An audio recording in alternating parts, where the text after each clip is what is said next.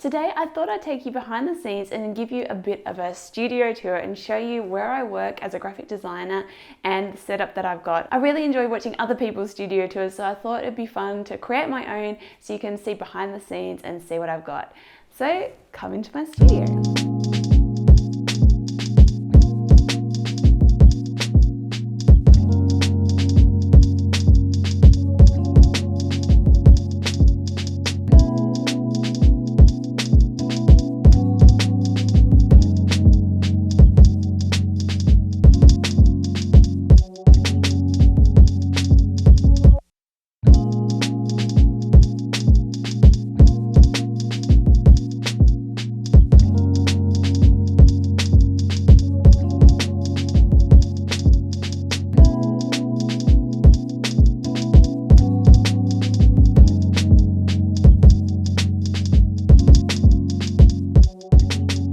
We just moved into this particular house November last year, so I've been here less than a year. So I've slowly been putting things together, getting it set up and creating the space that I want in this house. So the first thing that I did, this room was actually a quite dark creamy color. So during the summer I painted it all white, which really freshened up the room, made such a big difference, and I really love it because I really love having a white background and it just feels so much more light, bright and spacious with the white. I haven't completed all the painting though. I still have to do the skirting boards, so they're still a bit of a creamy color, but the walls are all white and I really love it. So I'll show you what else I've got here. After going through quite a few desks over the years, I've realized that I really like having quite a long desk. So this desk is an IKEA desk and it's a trestle desk, and I got a really long one. So it takes up most of that wall, as you can see. And I really love it just being spacious because then I've got room for the computer, printer, and lots of extra room, so I can have my iPad down, and I've got a bit of extra space, you know, for if I'm working on things, I want to have a notebook out and write things, and it just gives me a lot of space, and I find that I enjoy working best when I've got plenty of space around me that way. So having a really nice long big desk is really ideal for me. So here on the desk we've got my color printer that I recently got. I found that occasionally I want to be able to print colour, especially if I want to print out like a real mood board or print out something that I want to take photos of, so it's really handy. I don't use it heaps, but it is very useful. And then we've got my calendar and my Mac. So this Mac I only bought at the beginning of this year, and I decided to invest in this one because I was finding that I kept buying computers that just after about a year, they would start to get really slow, run out of space. So this time I made sure I got something that had a lot more space and a lot more powerful, so it's going to last me a lot longer. Got a leather mouse pad. At the moment I'm using the Mac mouse because it came with the computer. I'm not too keen on mice. I find mice a bit difficult because I'm left-handed, and obviously you're using your right hand with a mouse. So I've played around with a few different things. I also have a Logitech Pebble mouse, which I do use occasionally. It's really good because it's very quiet and little. So if I'm doing things late at night and don't want all the clicking sounds, or if I'm recording and don't want all the sound of clicking, that one's really good. I also have a Wacom tablet, and I can show you all that soon. So I've got a bit of nature on the desk because I always like a little bit of nature and things like that, just to make it feel inspiring and really nice space. Now this artwork behind is something I created where I basically, because I've been doing a lot of painting, as you can see, I painted this room white, and so I had a lot of spare house paint and basically just created something using leftover house paint on a canvas. Just creates a bit of texture there, which looks really cool, and some books and notebooks. And then I've got my diffuser here, which is nice at night time in the evening because it's got a light, so I can turn it on and have a nice little light, have some nice scents going, which is quite a nice evening vibe. Then I've got up here a little bit of a gallery wall. I probably want to tweak it a bit and maybe change up a few things, but this is what I've got at the moment. And I bought a few frames. I also sourced a few frames from op shops, printed out some artwork myself, created a few things, but I would like to get some other artwork. This was an old flag I got many years ago, and when COVID came I thought it was pretty funny, the whole stay home thing.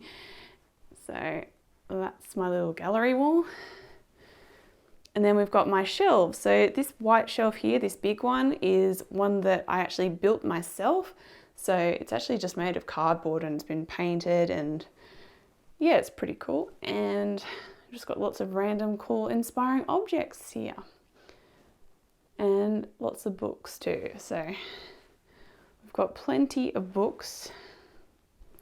I've also got my mic for when I do any recording, things like courses and workshops, things like that. I use that mic. This one, I put all this nice stuff on top of it because I'm hiding all these random junk underneath. I really need to sort out some of these things, but it's just random stuff like address book, cutter, spare glasses, blue light glasses. And we've got lots of folders and more books and some old magazines as well.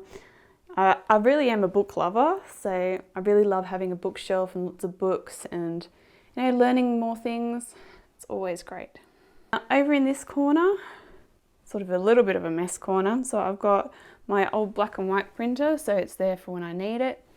Got a bit of a cable mess going on because this room, well, this house was built in the 60s, and this room is probably one of the most original rooms. So it's only literally got one power point in the whole room, which, as you can see, is very old looking. And so basically I run it behind this bookshelf, and then I've got everything connected on here on this power board. So I do need to look for a better way to organise it so it's a bit neater, but that's how it's running at the moment because fortunately I've only got one power board. So I'll show you a bit what I've got in this basket. This is basically my tech gear basket. So we've got cables, mice,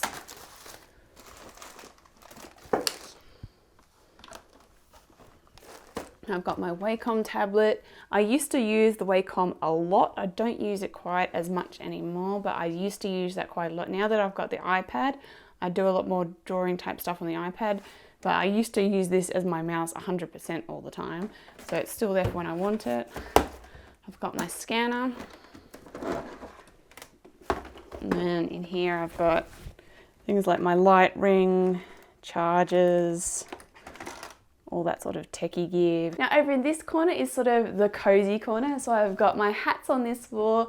I've got sort of my inspiration board up here, and then I've got a chair down here to sit on. So it's sort of a relaxing spot to just sit and, you know, work on inspiration or write things. It's more of a, if I want to get away from the computer and do something a bit more relaxing, or just sit and write notes and come up with ideas, that sort of thing. As you can see, I really like to create a space that feels light, bright, calming and inspiring, because then I'm going to create my best work when I feel like I'm in this space that just feels really well set up, makes me feel inspired, and, you know, just feels really uplifting. It doesn't feel, you know, dark and dingy and sad and depressing. It feels light and bright and just really inspires me. And, you know, I've got areas where I feel like I can feel calm and, you know, come up with ideas and things like that.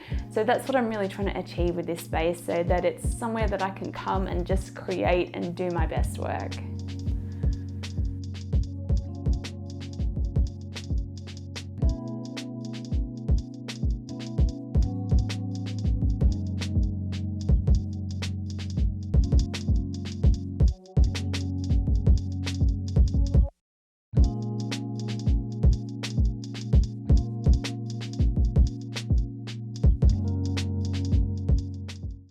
I hope you enjoyed seeing this behind the scenes and checking out my studio so you can see where I work and the space I've created to do my design work in. And I hope it inspired you in some way, maybe thinking about different things you might want to add to your own space so that you've got a beautiful space to create in.